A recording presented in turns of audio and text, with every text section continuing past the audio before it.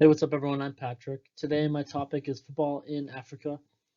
And I think it's a good topic for me because I'm passionate about football or soccer.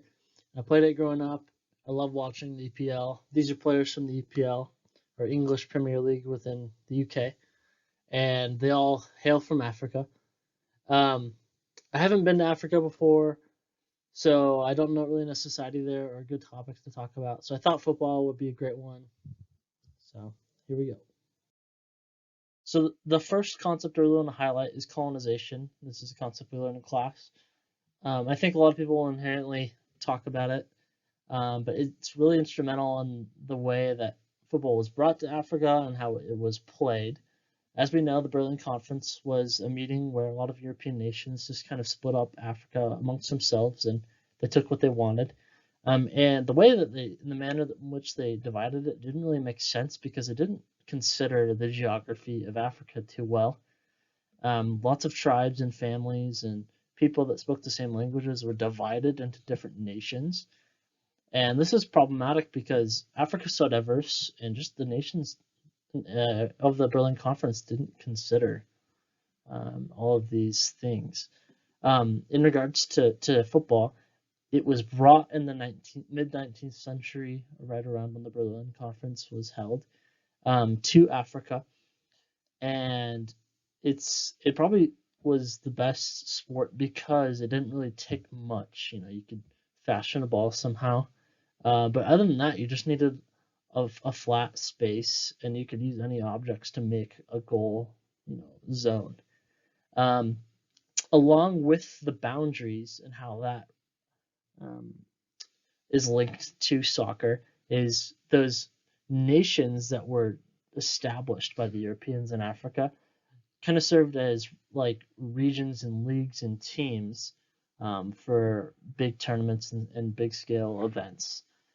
So you had like leagues within a nation, and then you had also like a national tournament where all the nations brought their best players and stuff. Yeah. So the next concept moving along I want to talk about is geopolitics, and geopolitics is essentially how geography affects the conducting of politics. I know it's kind of a subsection of colonization, but I think it's really important in explaining the development of football within Africa. An example of geopolitics from the lectures was when we talked about France colonizing Chad. Chad is predominantly more Christian in the south because of French influence, and more agriculturally developed because the French required them to grow cotton, whereas the north is more Muslim and not as agriculturally developed because of less French influence. Now, moving on to FIFA in Africa, FIFA is an organization that harnesses the love of football globally, and they're able to influence global political forces through administering events and tournaments and stuff like the World Cup, for instance. The World Cup is the biggest soccer tournament in the world, and countries fight over who gets to host the next tournament every 4 years.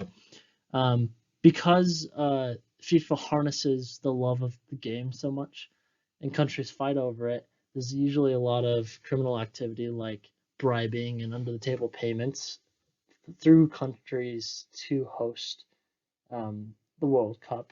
And so FIFA really has their pick and choice in how they obtain capital. The last specific concept I kind of want to talk about is football trafficking within Africa. This is really common. I know some people that have experienced this. Essentially, it's when players are either misled by like fake scouts to go to fake teams in Europe to play. So they show up and no one's there and it's a scam. Or it's when underage youth are recruited to go to teams to play, and this is actually illegal. On the left and the right, this is a Laotian team where a lot of the participants are from Africa. They've been recruited to come to Laos and play, and this is a growing problem. Like I said, I know some people that it's happened to, but I think it can be directly linked to Chapter 7 in the textbook, migration, because a lot of people in Africa are leaving to find jobs elsewhere.